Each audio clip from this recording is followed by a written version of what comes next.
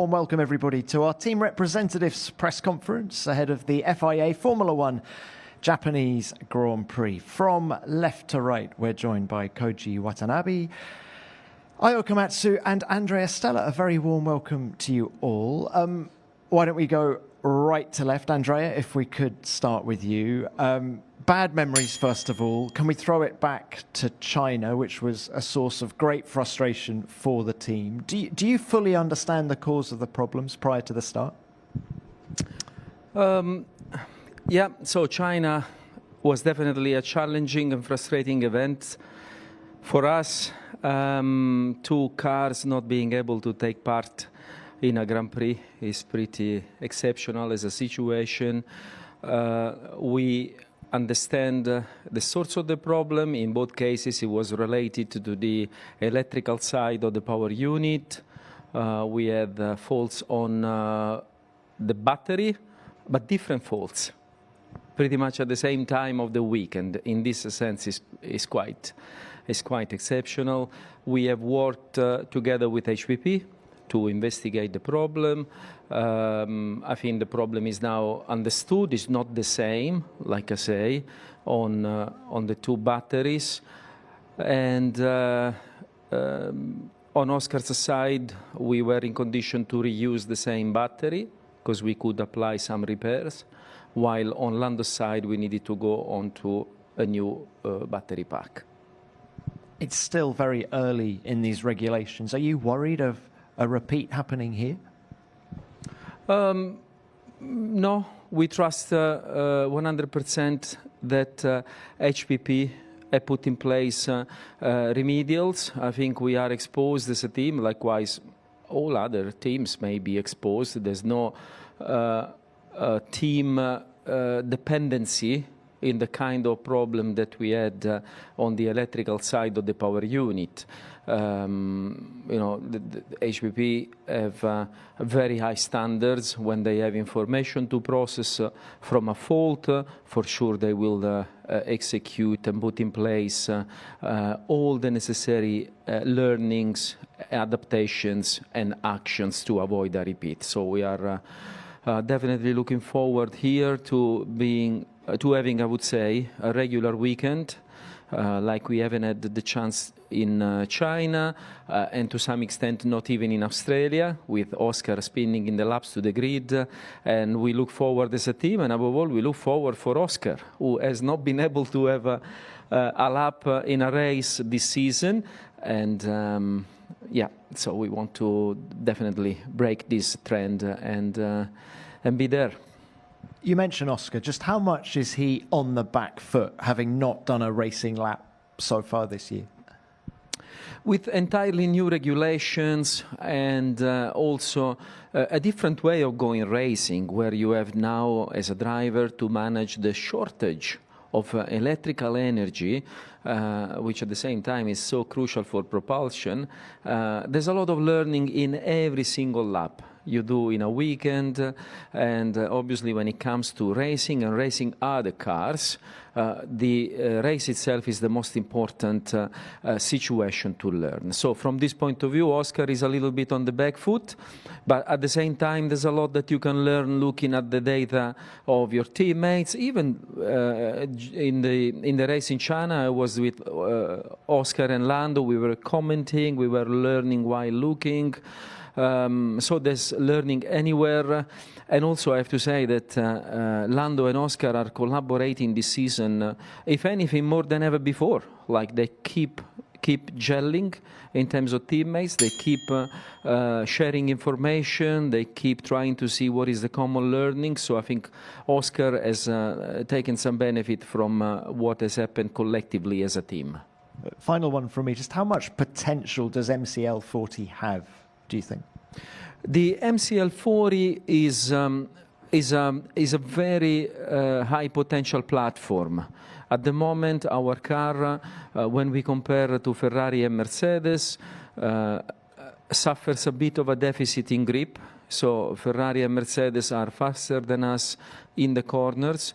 I think compared to Mercedes GP, we see that we are probably underexploiting the power unit a little bit, It was better in China compared to Australia. We are on a steep learning curve when it comes to getting the most out of the power unit, which is positive, and we are working very well with HPP to make sure that we get on top of all the potential, extracting all the potential that is available in the power unit. But coming back on the chassis side, we understand exactly what to do in terms of putting in place the actions to improve the chassis furthermore. In fact, it's just about bringing upgrades that will increase the aerodynamic efficiency. This will happen in the next couple of events. So I think from there, we should see a positive trajectory, and we are confident that McLaren will be in condition to compete for podiums and victories on merit within this season. Great. Andrea, thank you for that. Now, Io, if we could come to you. It's been a fantastic start to the season for Haas. You're P5 in the Constructors' Championship, just 1 point behind. 1 point behind McLaren. P4. I need to look at my stats better. But can we just talk about the 2 races so far as a whole? What aspects of the performance has pleased you the most? No, I think it's overall togetherness of the team. I think, as everybody here knows, that preparing for this brand new regulation has been a huge challenge. And for us being the smallest team, that challenge was, I would say, even bigger. But we managed to hit every single milestone in terms of hitting the shakedowns, Barcelona, Bahrain 1-2, and then throughout, like Andrea said, every lap we send a car out, we are learning something. So learning rate was really, really steep. And then we may lack some of the, let's say, off-track tools that some of the bigger teams may have. So things we have to learn, the track is huge, and we have to be doing it really, really quickly. But everybody is working together, looking at the problems in front of you, making improvement every session, every run. So that's what translated into the result. And we always said we really need to focus on the basics. First, let's say 5 races, there will be reliability issues, which is normal for this brand new regulation. So we know what's going to happen in front of us. So we just got to be there to pick up those places available. And I feel like we've done most of that, not quite because we couldn't get both cars in 2 points, but overall, I'm really, really pleased how this team is putting together. You say you're lacking some of the off-track tools. Just how long do you think you can maintain this level? That's a very good question. We know what we are lacking. We know what we can do. So we're doing obviously parallel work. One, obviously making best of what we got. But at the same time, we are in the process of installing a simulator in Banbury as well and a few other tools. So I think development race is going to be very tough, but at least to start off with, our car has a decent characteristic. It's a really good base. So we know the direction is correct. It's just a matter of can we find enough performance to keep up with the others. Talking of performance, Ollie Behrman is driving extremely well, scoring points at every opportunity. Do you think he's taken a step over the winter? He takes step every single time.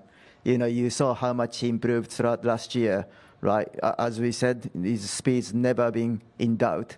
Then you saw the consistency improvement towards the end of last year. Mexico P4 was amazing under huge pressure. And then pre-season testing throughout, working with the engineers, mechanics, feedback, all the quality has improved. And if you look at the first 2 races, he hardly made any mistakes.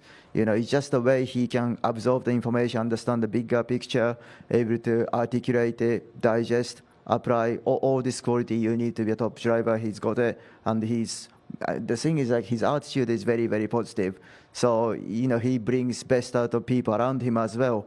Engineers, mechanics, everyone. That's a very important quality. Even when there's let's say, some less than ideal situation happens, the way he deals with it, he actually doesn't depress people. He actually motivates people to be able to solve the problem quicker. So that's a natural attribute he's got. So we all really enjoy working with him. And then at the moment, I can't see the ceiling. So that's the exciting part. Io, thank you very much for that. And Watanabe-san, thank you for waiting. It's been a tough start to the season for Honda. Please, can you start by just outlining the main issues with your power unit? Well, we are starting a new season with the Aston Martin Aramco. And as you know, we are struggling in on-track performance at this moment. I believe that there are several reasons. And the first one is that, of course, a new power unit regulation is quite challenging for us. And the second one is that we stopped the Formula One activities end of 2021 and announced to return to Formula One 2023. So there are some period that during that period our Formula One activities are quite limited. Also, it took a bit long time for us to rebuild the organization to restart the Formula One power unit development. But now we are working closely with the Aston Martin Aramco to work not only technical area, but also overall area, how we can rebuild and build the strong partnership together with them. And so Aston Martin Aramco and Honda is not only just F1 constructors and power unit manufacturers, but also we are working closely as a one team.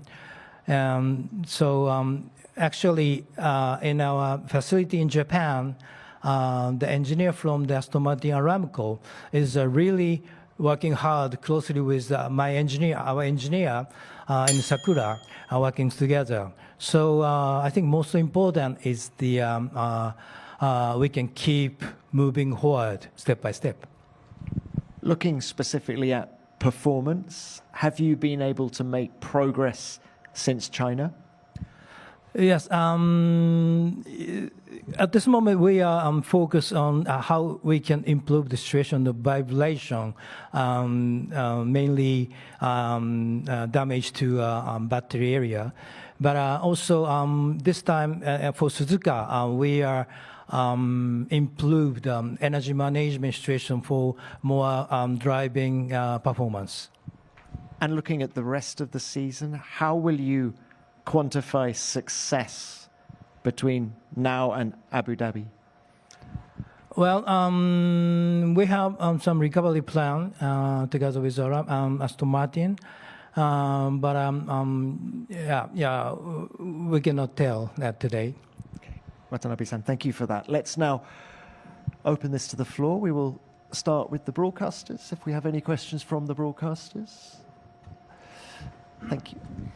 Hi, Merve Kallio from Viaplay. To Andrea, today practice one is behind us, and as we can see, you have been closing the gap a little bit. Is that a result of better understanding of the power unit in general, or is it something else? And also another question, how long will it take that you will get the full potential from the power unit and equal Mercedes with it? Yeah, so the free practice one session here in Suzuka, actually, I think it was in line with expectations. I think if we look at the best sectors, Ferrari still appears to be a little faster than McLaren, and I think Mercedes, once it's the time to put the fast lap times together, they will have a step on everyone. So I think here in Suzuka, things have unfolded from a performance point of view like expected. I have to say that this has been the smoothest free practice one in terms of power unit exploitation, which is the result of improving our learning session by session, working with HPP. So I think now the gap is pretty small compared to what is available in the power unit, and it will get smaller and smaller race after race. For us, the main thing that we need to focus on, I have to say, in addition to the power unit, and mainly, is actually gaining more out of the chassis. We still see here in Suzuka, for instance, in Sector 1, in the high-speed section, we lose too much time from Ferrari and Mercedes. So it's very clear the areas that we want to improve, and like I said before, we should have already some upgrades coming in the next couple of races. Thank you. Next. Yeah, Ted. just to pick up on that with you, Andrea, and then I have a question for Mr. Watanabe, if that's all right. So, Andrea, you're saying that you're learning a bit more here. Is it a case that Mercedes HPP give you information freely, or do you have to ask a question and then they answer it? Do they give you more information off their own backs?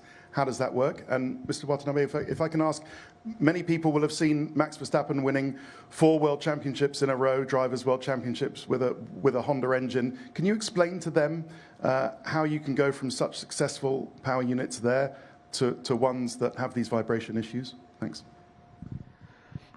In terms of power unit exploitation, I would say that the main limitation as a customer team has been the timeline.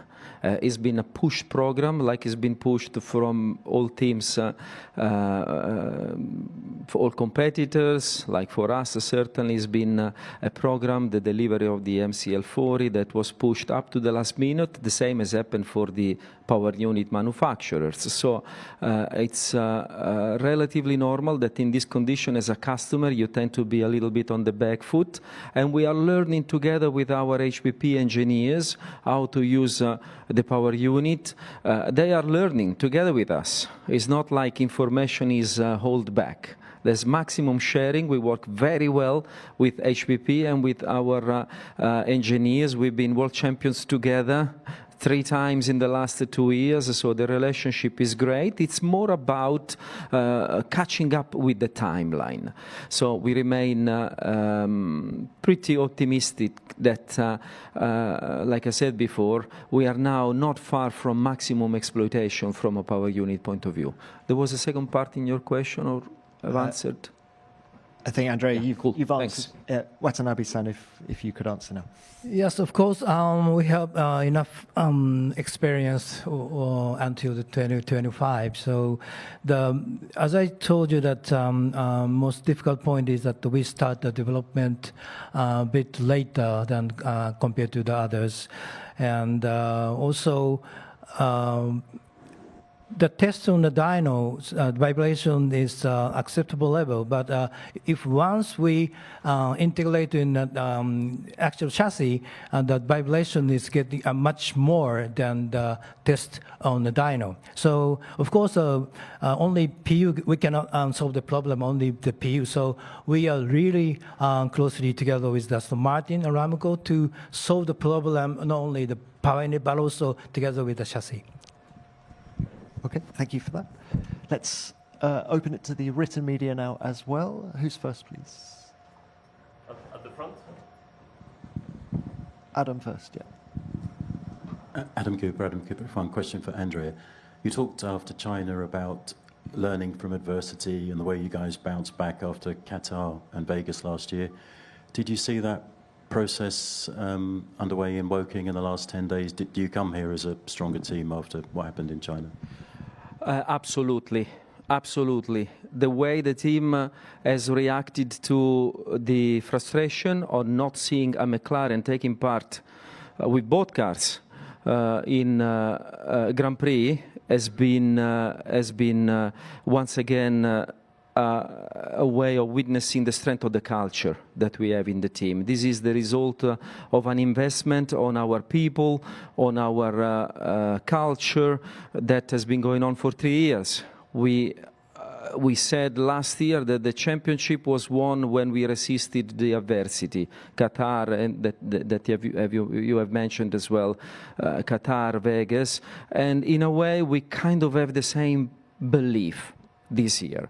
If anything, McLaren, at least since when I'm team principal, right now is in its strongest version as a team.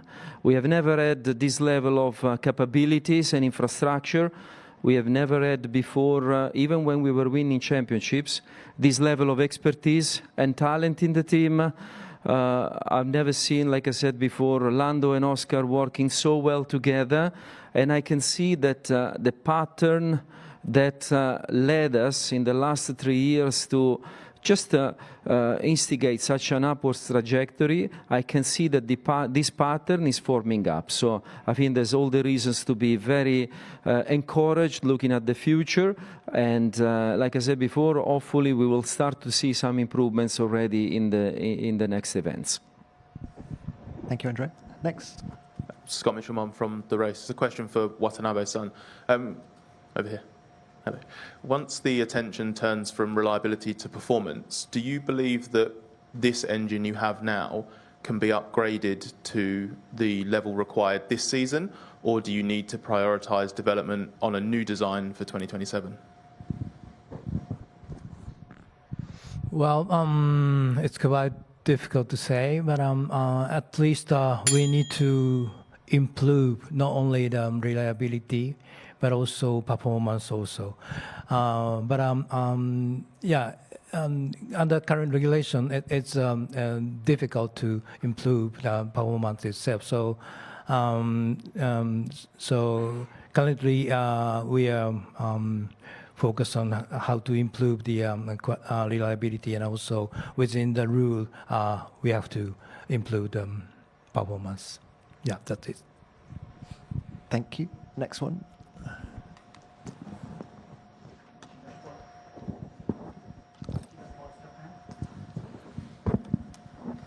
Shiga Sports Japan. Question for Watanabe-san.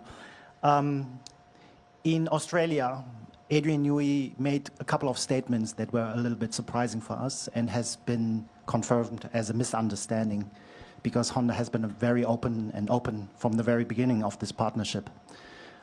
Since now Adrian Newey has returned to his original role as managing technical partner, do you expect a closer relationship between him and Honda to fix the core issues? I'm sorry, I don't know the organization change. Still, Adrian is the representative of the team, I think. Yeah? And what was the question? The relation between Aston Martin, Aramco, and Honda is quite good. Huh? So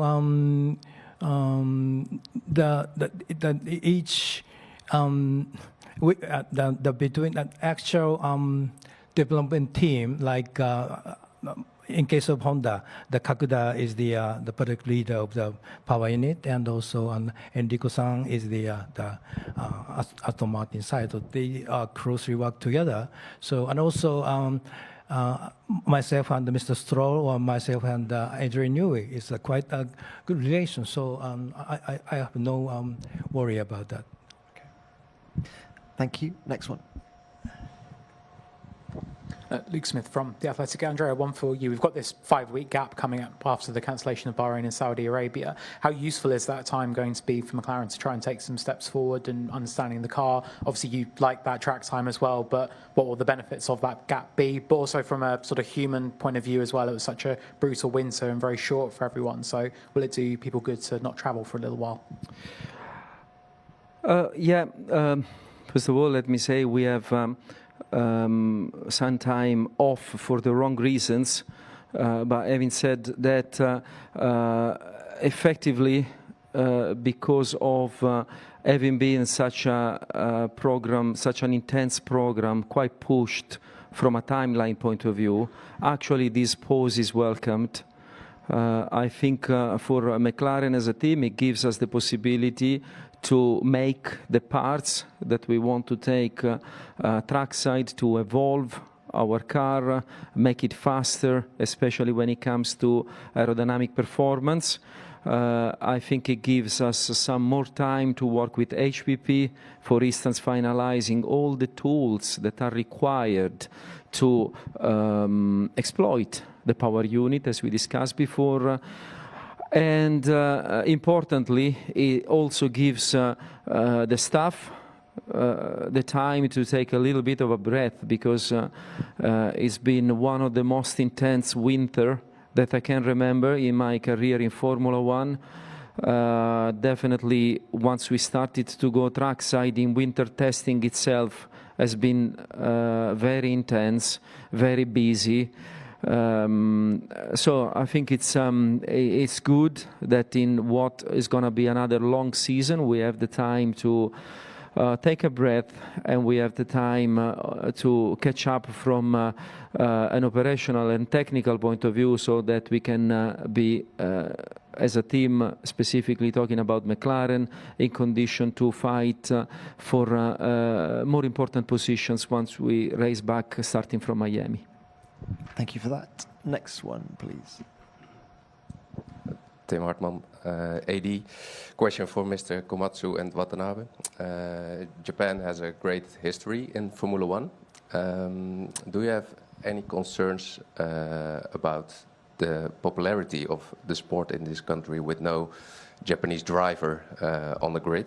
And where do you think the sport stands at this moment? Yeah, obviously this country has a rich history of motorsport.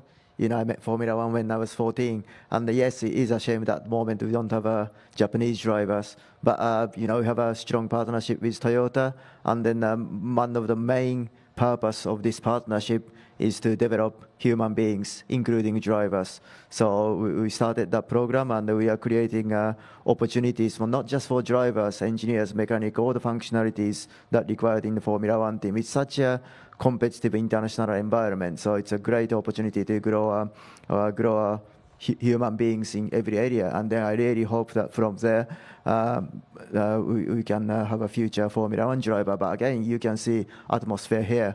You know, it's improving every year. So I'm sure as long as we're putting on good racing, good show, and then have a good engagement, which I believe we are doing, I think this sports grows, and I would like to really build up, improve this culture in this country to have a future superstar. Yes, and there are several other good driver, Japanese good driver now, and they have a chance to step up to Formula One. And also, Honda's one of the important activity is we have a racing school here, Honda Racing School Suzuka, and we are educating a lot of young talent to F3, F2. So we are continue strongly proceed to develop the young talent toward Formula One. So yeah, thank you. Thank you both. Next. Ronald Vording, motorsport.com. It's another one for Watanabe-san. One of the comments that Adrian Newey made in Melbourne is that he only found out about the state of Honda's new F1 project in November last year. Could you please clarify the background to that, if that's some kind of misunderstanding? And also, do you think in hindsight some steps could have been done differently in the build-up? Basically, I think that it's a misunderstanding.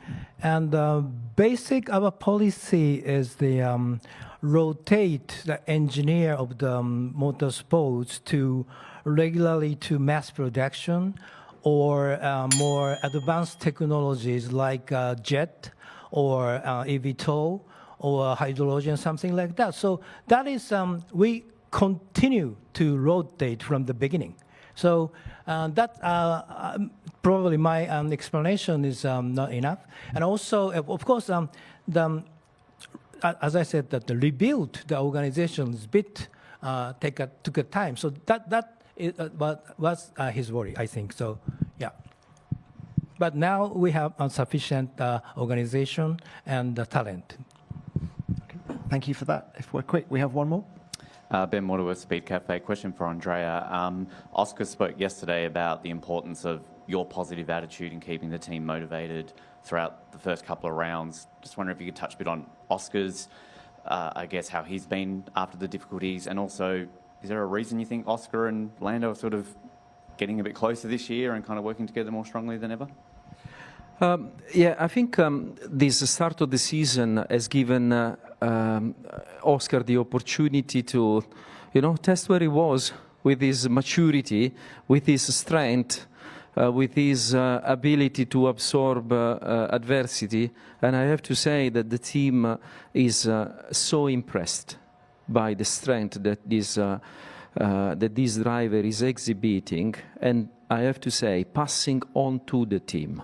Because when you see a driver responding like that to a second race in which he was not in condition to be part of it, then this becomes extremely motivational for all the team. So really credit to Oscar, credit to his own personal development, which is not only the development of a driver getting faster and faster, but also of a person getting more and more mature and strong from a mental point of view.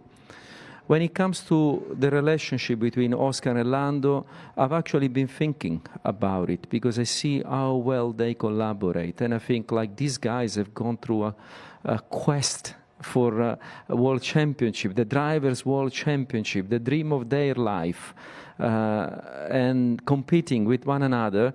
And now they keep exhibiting this level of mutual respect. And I think this is, perhaps something that we have helped them as a team to reflect and embed. But at the same time, and this is true for Lando as well, what I said before for Oscar, this is who they are. And this is also why they drive a McLaren. Because, it just wouldn't work, the relationship between a driver and a team, if we didn't share the same values, the same mindset, the same approach to racing. So I'm personally very proud of Lando and Oscar for how they are collaborating at the moment. And just like I said before, if we had not had the 2025, I would say, let me see once they become rivals for the championship, but we have had it already. So at the moment, I'm just proud and happy with what they are doing for McLaren and for themselves. Thank you, Andrea. Thanks to all three of you. We will leave it there. Best of luck for the rest of the weekend. Thank you very much. Thank you.